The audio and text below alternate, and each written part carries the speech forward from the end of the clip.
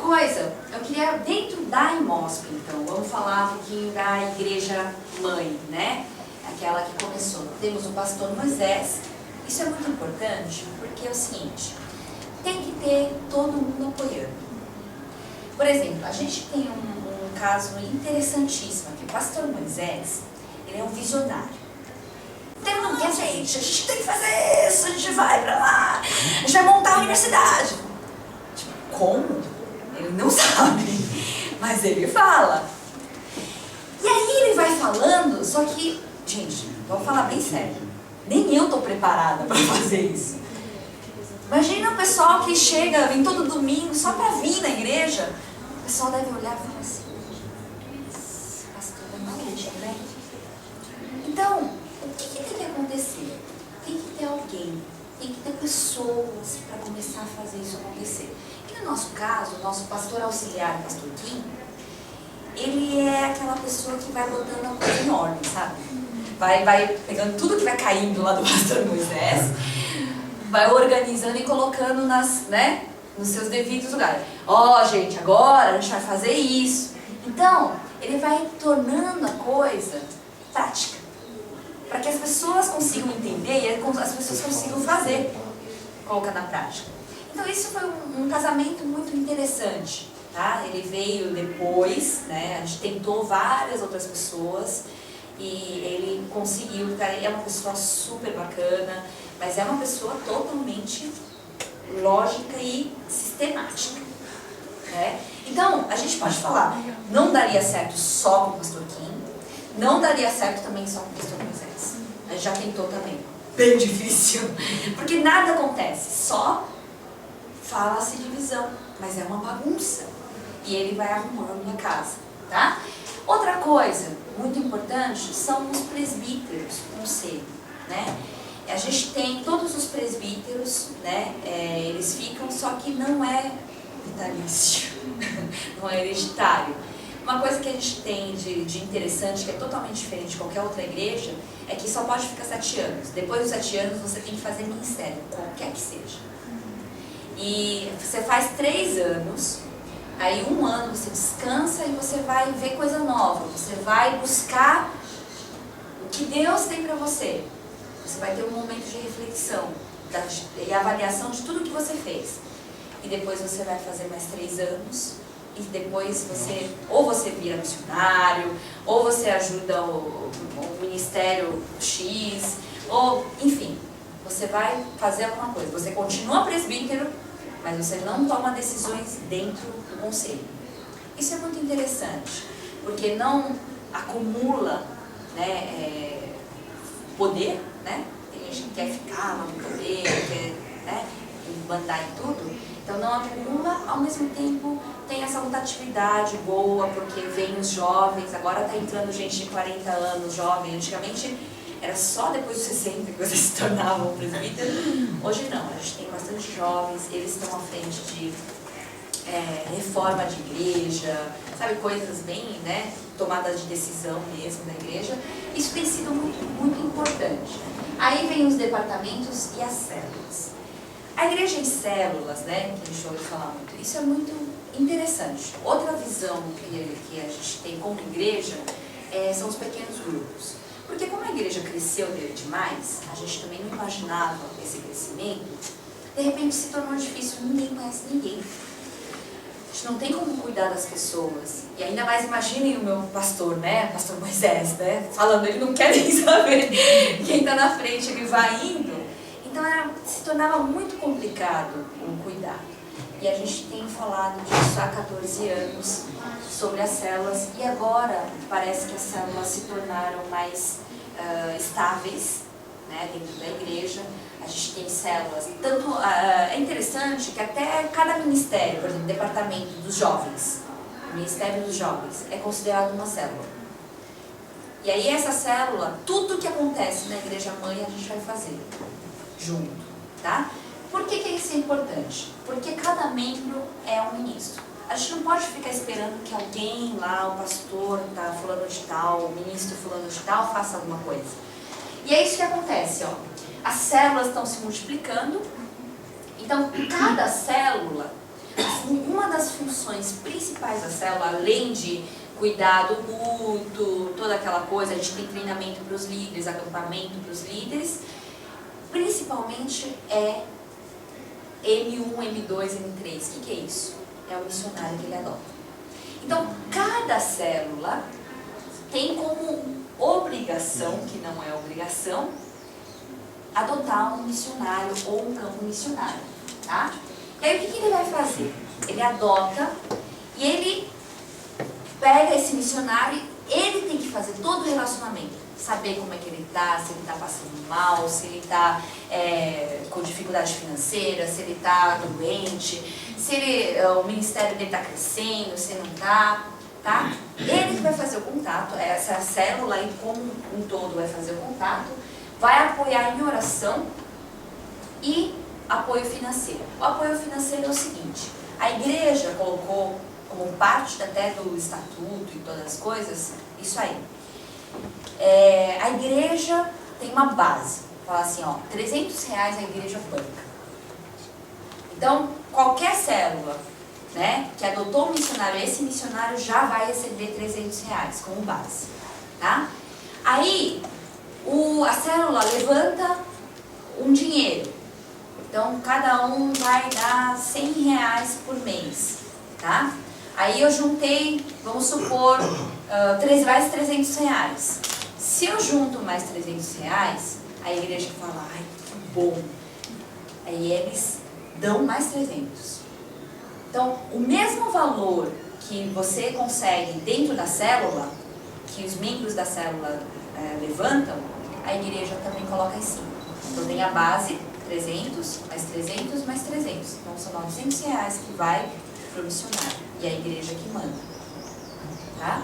Então isso é interessante porque a gente tem conseguido, na verdade, dentro do nosso orçamento total da igreja, mais da metade é para missões.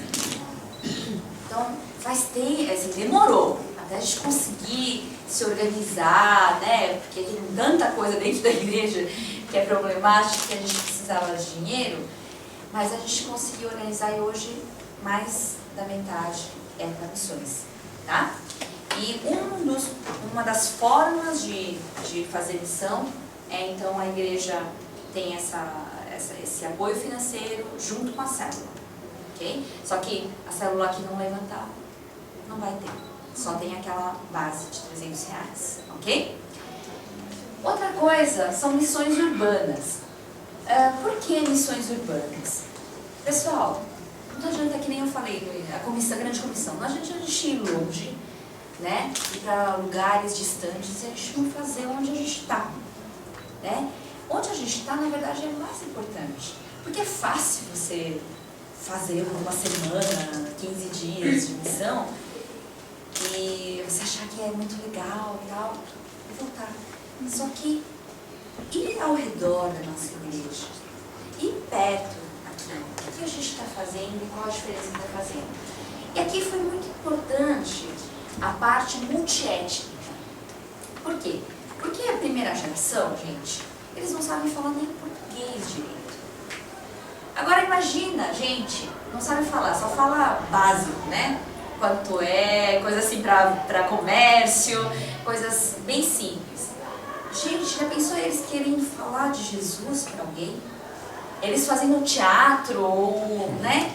Nem cantar música às vezes é fácil. Então, para a gente foi muito importante essa parte multiétnica da igreja, a CM, né? Eles têm contato de tudo quanto é lugar. Eles conseguem entrar em FEBEM, em Presídio, em Cracolândia. Eles têm contato de tudo. E o que a gente não conseguiria pensar como coreanos, né? Cabeça de coreanos fechado. Que a gente não tem contato com isso. Então, o que aconteceu? Isso aqui a gente já tem há mais de 20 anos, tá? É o culto dos empresários, né? Toda quinta-feira tem o culto dos mendigos. Isso a igreja mesmo já vinha fazendo há muito tempo. Então, eles, moradores de rua, tem pessoas que vêm, né, do centro, de albergues, muitas vezes viciados, e a gente tem esse culto. Tem acontecido muito instalação, muita mudança na vida deles. Outros tipos de evangelismos é na Cracolândia, que a gente está super perto de lá. Os nossos jovens têm contato lá, porque é muito próximo. A gente, às vezes, 10 quarteirões a gente já está lá. E ao redor da nossa igreja tem várias bocas de drogas, tá? Então a gente precisa trabalhar nisso. Na FEBEM do Brás, parceria com a GEAME, na Praça da Sé, toda quinta-noite, eles vão 11 horas da noite, ficam até a madrugada, conversando com as pessoas, orando pelas pessoas, falando de Jesus. Mas assim, é super informal e já há tempos que acontece isso. Casa de recuperação lá em Cotia, e em cada lugar tem alguém responsável que faz tudo, junta a galera. O Mor Amor é um grupo que trabalha com as crianças. Ali do lado, vocês veem na Marginal, tem aquela favela. Na verdade não é bem uma favela hoje, né? Porque é uma... como é que fala? Aquelas casas que o governo faz? Tipo um CDHU. E aí lá é o Parque do Gato, só que lá na verdade era aquela favela que existia antes. Então eles fazem escola bíblica, discipulado, é muito interessante. O Gabriel, que faz parte, vocês conhecem o Livres para Adorar? Então, o Juliano, a esposa dele, e tem mais algumas pessoas que ajudam, eles abriram o Abrigo Livre Ser, que acolhe as crianças em situação de risco, né? Aquelas não são órfãs, tem também, mas a maioria não são órfãos. São pessoas, por exemplo, filhos de drogados, de prostitutas, enfim, que precisam de algum acolhimento. E aí eles dão apoio à família e alguns já estão fazendo acolhimento familiar. Tá? Eles levam para casa e cuidam da criança até que essa situação de risco melhore, ok? Envio de missionários por curtos períodos de tempo. Isso é muito interessante, porque é o que a gente, em julho, você pode ver, a igreja fica vazia, porque cada célula vai visitar ou vai fazer um grupo, até chamando outras pessoas, eles vão fazer um grupo e vão para a missão. Eles vão lá conhecer o lugar, eles vão lá ajudar, só que em necessidades mais específicas, coisas que a gente não pode fazer daqui. Então, ele está precisando de treinamento de liderança, então a gente vai lá, leva alguém que possa treiná-los. Ou, no meu caso, eu levo jovens e adolescentes, né? A gente leva durante uma semana, 10 dias. Então, todo mês de julho a igreja começa a ficar vazia e o pastor Moisés fica feliz da vida. Eu não quero gente aqui dentro, eu quero que todo mundo saia, né? Então, a gente começa a ter adolescentes missionários. A partir de 2007, quando eu entrei no Ministério de Adolescentes, na verdade não é nem de adolescentes, é pré-adolescentes, né? 11 a 14 anos. Eu entrei lá, estava aquela bagunça e tudo, a gente começou a arrumar a casa e falou assim o seguinte: a gente vai para a missão, vou levar os adolescentes. Todo mundo chega e fala, não, porque são muito novos, o que eles vão fazer lá, não sei o que. Foi uma coisa, mas tudo bem, teve gente que apoiou e vamos lá. Aí nós levamos um grupo de adolescentes e aí começou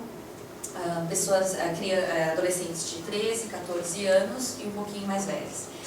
A menina que tem 17 anos hoje, ela já foi em 4 viagens missionárias, ela hoje é líder de quando a gente faz a viagem. Então isso tem sido muito bom e muita mudança na vida, tanto deles e quanto lá também. Eu descobri que às vezes os adolescentes fazem muito mais do que a gente pode fazer. A gente fica cansado, né? Eles não se cansam nunca, gente. Então, olha, eles trabalham muito, eles oram muito, eles são muito fervorosos e eles fazem muita diferença, porque criança consegue falar com criança, adolescentes conseguem falar com adolescentes, e isso tem tocado muito e feito diferença nesses lugares que a gente vai.